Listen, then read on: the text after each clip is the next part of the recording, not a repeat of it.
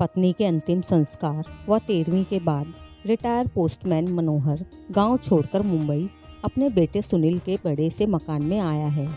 सुनील बड़े मना बुझाकर अपने पिता को यहाँ अपने घर लाया था। वह पहले भी अपने माता पिता को अपने पास बुलाने की कोशिश कर चुका था, किंतु उसकी माँ ही उसके पिता को यह कहकर रोक देती थी कि कहाँ वहाँ बेटे बहू की ज़िंदगी में दखल देने चलेंगे, यहीं ठीक हैं। सारी ज़िंदगी यहीं गुजरी है और जो थोड़ी सी बची है उसे भी यहीं रहकर काट लेंगे, ठीक है ना।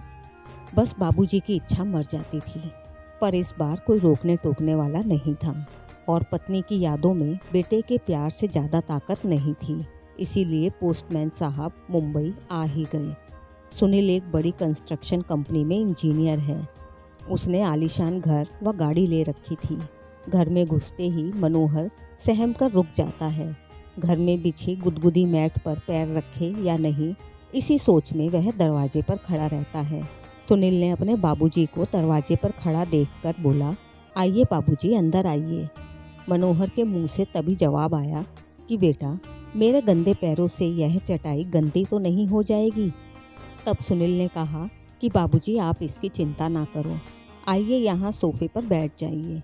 सहमे हुए कदमों में चलते हुए मनोहर जैसे ही सोफे पर बैठे तो उनकी चीख निकल गई। उनके बैठते ही नरम और गुदगुदा सोफा की गद्दी अंदर तक धंस गई थी।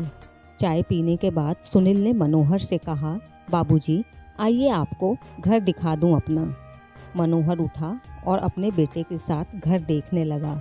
बाबूजी, यह है लॉबी जहां हम लोग चाय पी रहे थे। यहाँ पर कोई भी अतिथि आता है तो चाय नाश्ता और गपशप होती है। यह डाइनिंग हॉल है, हम लोग यहाँ पर खाना खाते हैं। बाबूजी, यह रसोई है और इसी से जुड़ा हुआ भंडार घर है। यहाँ रसोई से संबंधित सामग्री रखी जाती है। यहाँ बच्चों का कमरा है। तभी मनोहर बोल उठा, तो क्या बच्चे अपने माता पिता के साथ नहीं रहते? सुनील ने जवाब दिया, बाबूजी, यह शहर है और शहरों में शहर मुंबई है। यहाँ बच्चे को जन्म से ही अकेले सोने की आदत डालनी पड़ती है। माँ तो बस समय समय पर उसे दूध पिला देती है और उसके सारे काम आया कर कर चली जाती है। फिर सुनील आगे बढ़ा और कहा, बाबूजी, यह आपकी बहू और मेरे सोने का कमरा है और इस कोने पर यह गेस्ट रूम है। कोई मेहमान आ जाए तो यहीं ठहरता है। छोटा सा कमरा पेट्स के लिए है। कभी कोई कुत्ता आदि पाला गया तो उसके लिए रूम बनवाया है। सीढ़ियाँ चढ़कर ऊपर पहुँचे। सुनील ने लंबी चौड़ी छत के एक कोने में बने एक टीन की छत वाले कमरे को खोलकर दिखाते हुए कहा, बाबूजी, यह है घर का स्टोर रूम। बाबूजी, यह है घर का स्टोर रूम। घर की सब टूटी फूटी और बेकार वस्तुएं यहीं पर जमा कर दी जाती हैं और दिवाली होली पर इसकी सफाई कर दी जाती है। ऊपर ही यह एक बाथरूम और टॉयलेट भी बना हुआ है। मनोहर ने देखा कि इसी कबाड़ खाने के अंदर एक फोल्डिंग चारपाई पर बिस्तर लगा हुआ है और उसी पर उनका एक झोला रखा हुआ है। मनोहर ने पलटकर सुनील की तरफ देखा, किंतु वह नीचे जा चुका था। मनोहर चारपाई पर बैठकर सोचने लगे कि कैसा मकान है यह, जहां भविष्य में पाले जाने वाले पशु के लिए कमरे का विधान कर लिया जाता है, किंतु बूढ़े माँ बाप के लिए नहीं। इनके लिए तो कबाड़ का कमरा ही उचित आवास बना है। नहीं, मैं अभी कबाड़ नहीं हुआ हूँ। सुनील की माँ की सोच बिल्कुल सही थी। मुझे यहाँ नहीं आना चाहिए था।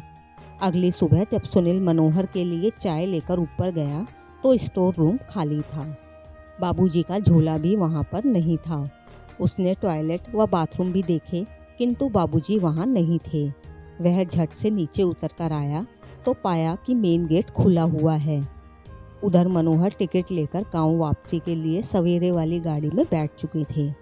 उन्होंने अपने कुर्ते की जेब में हाथ डालकर देखा तो उनके अपने घर की चाबी मौजूद थी। उन्होंने उसे कसकर मुट्ठी में पकड़ लिया। चलती हुई गाड़ी में उनके चेहरे को छूती हुई हवा उनके इस निर्णय को और भी मजबूत बना रही थी।